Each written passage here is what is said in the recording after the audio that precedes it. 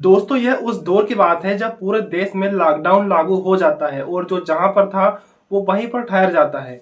ऐसे ही कोलकाता शहर का एक लड़का जो कि अपने घर से 750 किलोमीटर दूर यहाँ खाना कमाने के लिए आया हुआ था और नौकरी कर रहा था। पेशे से वह क्वालिटी इंजीनियर था। अचानक से लॉकडाउन लग जाता है और वो वहीं पर ठहर जाता है। वो भी रुक जाता है और एक लड़की की नज़र उस पर थी। लड़की ने उससे पूछा कि तुम अपने घर क्यों नहीं गए? तो उसने कहा, मैं घर नहीं पहुंच पाया लॉकडाउन की वजह से। तभी उस बीच में उस लड़की को उस लड़के पर बहुत दया आती है, क्योंकि उसे न तो खाना बनाना आता था और न ही ठीक से रहना आता था। तभी उस लड़की ने उस लड़के की मदद करना शुरू कर दिया। कभी उसको खाना बनाकर लेकर आती उसके लिए, कभी उसके कपड़े धोकर चली जाती थी। दोनों की दोस्ती बहुत ज़्यादा गहरी होती जाती है दिन पर दिन। लेकिन लड़की मुस्लिम परिवार से थी और लड़का हिंदू परिवार से था। दोनों की दोस्ती कब इतनी गहरी हो जाती है पता ही नहीं चलता और देखते ही देखते दोनों को एक दूसरे से बेइंतहा प्यार हो जाता है।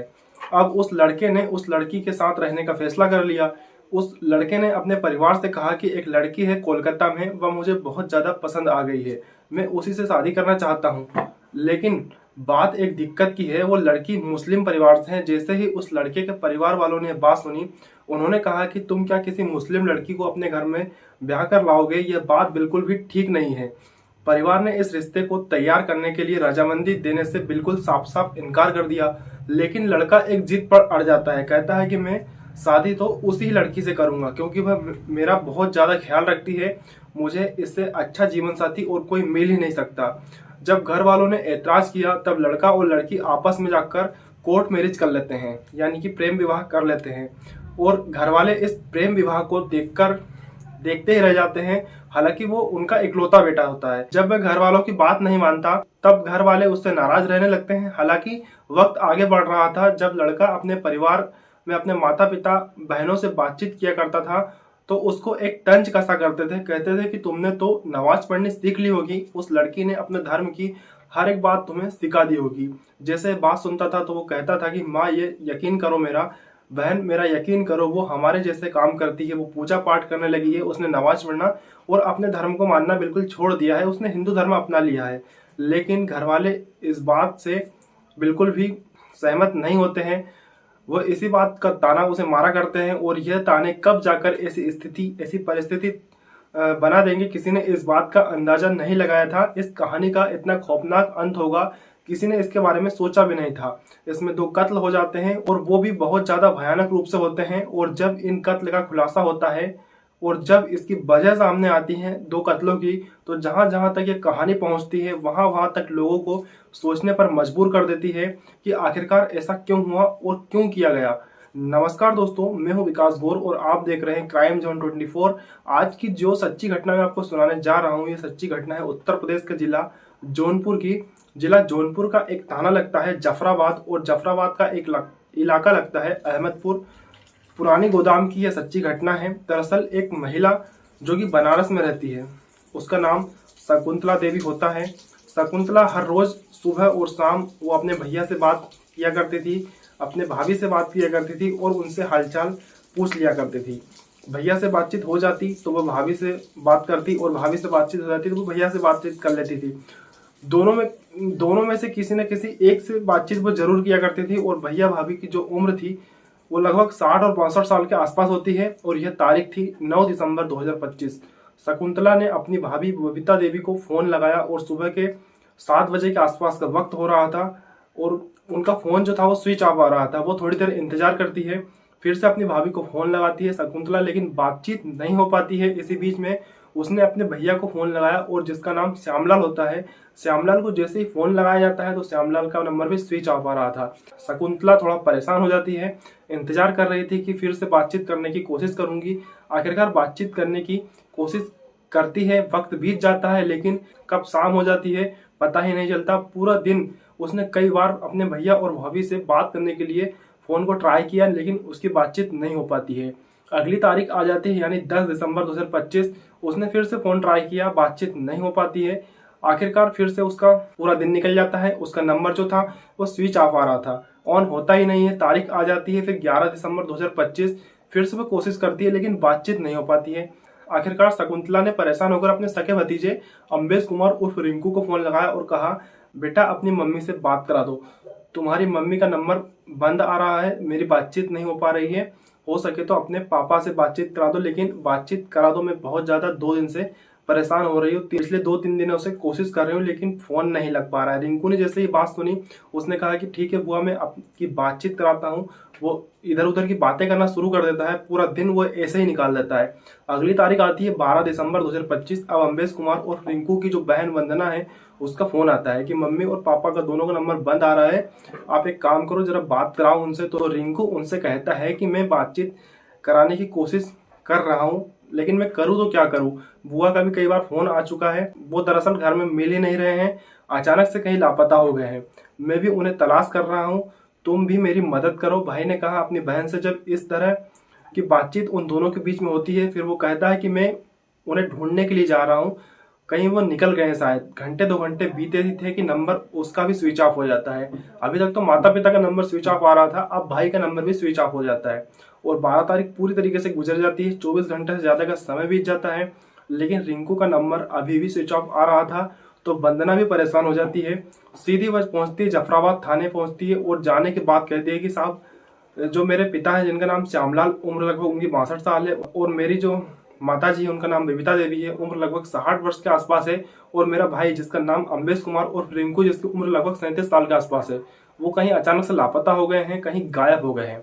हर जगह तलाश कर लिया लेकिन कहीं नहीं मिल रहे हैं, आप मदद कर दीजिए। जैसे ही पुलिस वाले बात सुनते हैं, पुलिस वालों ने एफआईआर दर्ज कर ली। एफआईआर दर्ज कराने के बाद अब नंबरों को सर्विलांस पर लगाया जाता है, यह देखने के लिए कि आखिरी बार किससे बातचीत हुई थी। सीडीआर निकलवाई जाती है, लेकिन उनका कुछ अता पता नहीं चल रहा था। आखिरकार 13 तारीख, 14 तारीख, 15 तारीख, ये तारीखें दिन ब दिन बीत रही थी। जब 15 तारीख आती है तो अचानक ये अम्बेश कुमार उर्फ रिंकू का जो फोन था, जो बंद हो रहा था, वो अचानक से ऑन हो जाता है। और जैसे ही फोन ऑन होता है तो सबसे पहले उसका कॉल अपनी बहन वंदना को ही लगाया। वंदना से कहा कि बहन, घर में जो एक ताला लगा हुआ था पहले से, उसके ऊपर एक और ताला लगा है, वो किसने लगाया, क्या इसकी चाबी तुम्हारे पास है क्या। भाई ने जब बहन से यह बात कही तो बहन कहती कि चाबी मेरे ही पास है, तुम बिल्कुल परेशान मत हो, मैं जल्दी ही तुम्हारे पास चाबी भिजवा देती हूँ।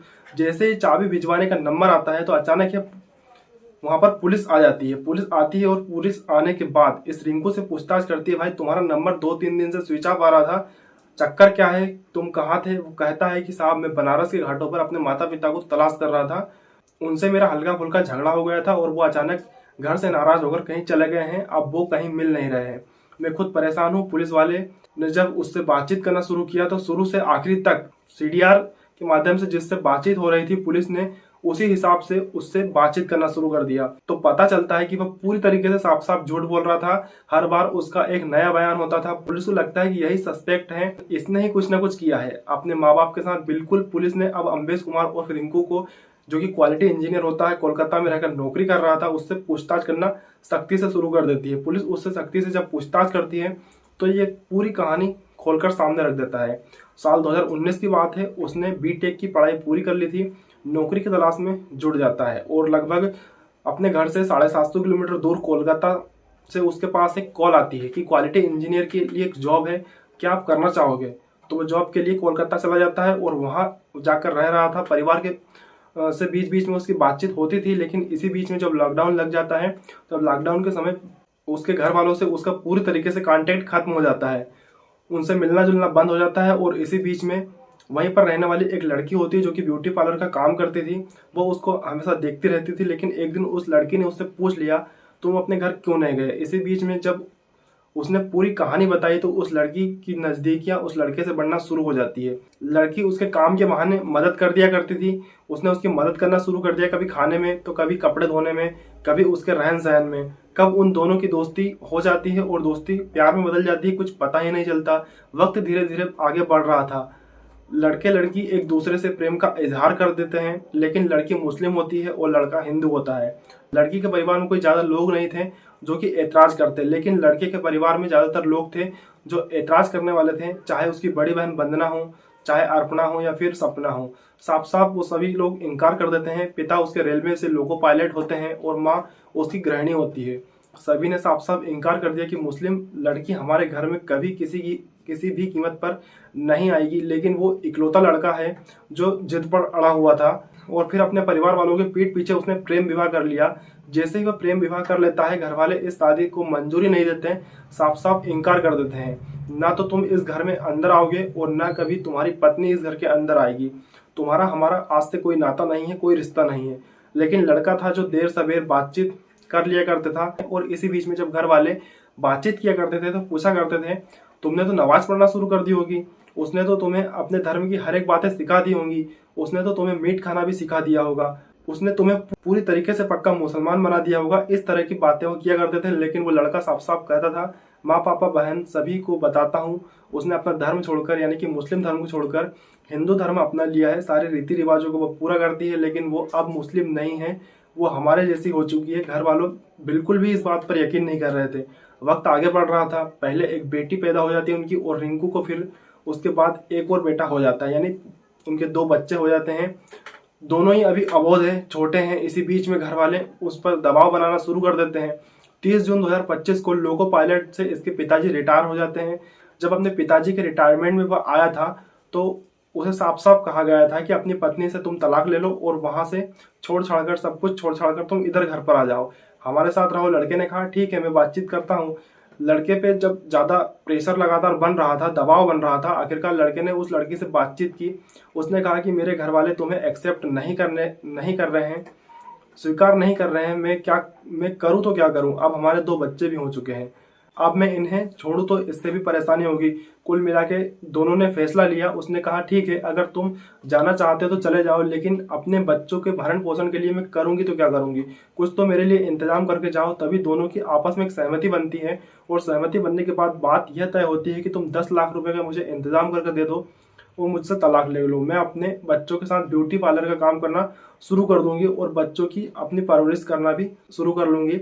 तुम जाना चाहते हो तो चले जाना। जैसे ही उस लड़की ने बात कही, अम्बेश कुमार उर्फ रिंकू अपने परिवार वालों से बातचीत करता है और ये घटना के करीब 3 महीने पहले आता है। आने के बाद अपनी माता से, अपनी बहनों से बात करता है।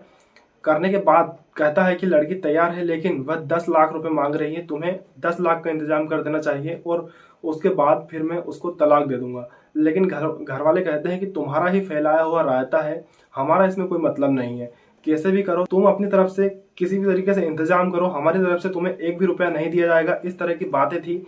रोज घर में आए दिन कुछ न कुछ कहासुनी होती रहती थी।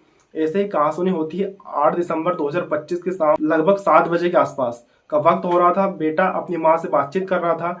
जब माँ से पैसे की डिमांड की जाती है तो माँ को गुस्सा आ जाता है और माँ ने उसको पकड़ा और धक्के मारते हुए घर से बाहर निकाल दिया कि तुम यहाँ से निकल जाओ, तुम्हारा इस घर में कोई हक नहीं है। जब बात घर से बाहर निकलने की आती है तो लड़का अपनी माँ से कहता है कि तुम भूल रही हो, दरअसल तुम यहाँ इस घर में मेहमान हो, यह घर मेरा है और मैं इस घर का मालिक हूँ। माँ यह बात पूछती है कि तुम कैसे मालिक हो।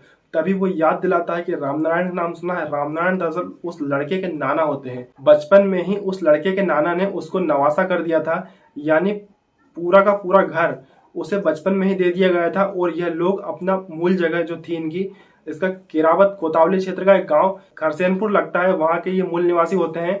लेकिन जब इन्हें नवासा कर दिया गया, घर दे दिया गया, तब यह पूरा परिवार यहीं पर आकर रहने लगते हैं। यह यानी कि जो इनका गांव लगता है जफराबाद थाना क्षेत्र का अहमदपुर, वहां पर आकर रहना सहना शुरू कर देते हैं। तब उसने कहा था यह घर मेरा है, मेरे नाना ने मुझे दिया था, इसलिए तुम यहाँ से निकलो। जैसे ही माँ को उसने धक्का मारा, माँ को गुस्सा आ जाता है और माँ एक के बाद एक कई थप्पड़ उसे जड़ देती है।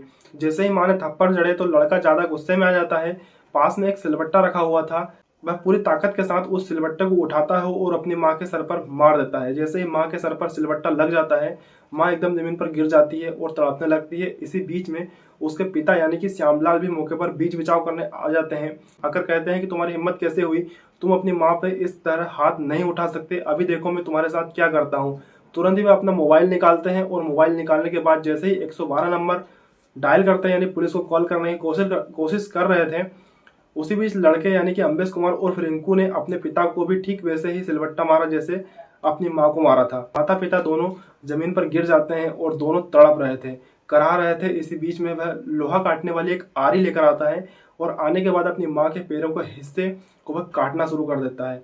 जैसे भी काट रहा था तो पिता रो रहा था, पिता चीख रहा था, चिल्ला रहा था। उसे लग रहा था कि शायद इसकी चीखने और चिल्लाने की आवाज़ घर के बाहर न पहुंच जाए। इसी बीच में एक वह रस्सी का इंतजाम करता है और अपने पिता का गला वह तब तक दबाता रहता है जब तक कि उसके पिता की मौत नहीं हो जाती।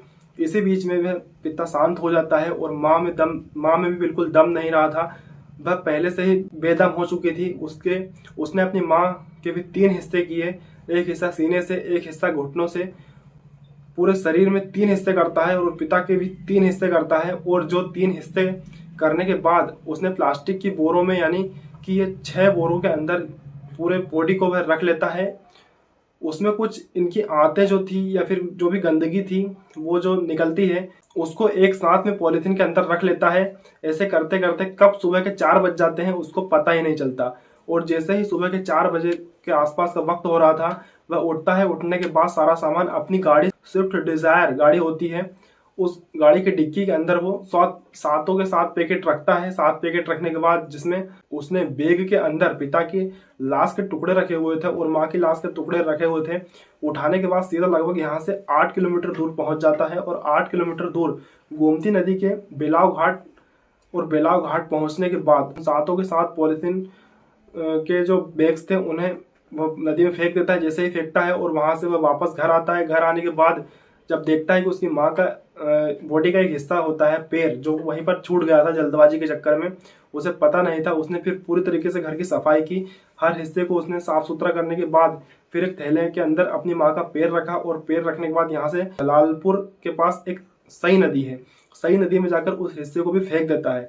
जैसे ही पुलिस वालों ने इस घटनाक्रम को सुना, पुलिस वालों के पैरों तले जमीन खिसक जाती है, सोचने पर मजबूर हो जाते हैं। इसके बाद पुलिस की टीम बनाई जाती है, लगभग 40 गोताखोर होते हैं और यह ढूंढने लग जाते हैं कि आखिरकार उसने अवशेषों को कहाँ कहाँ फेंका था। जलालपुर सई नदी पर पहुंचते हैं। वहां जाने के बाद उस हिस्से को ढूंढा जाता है।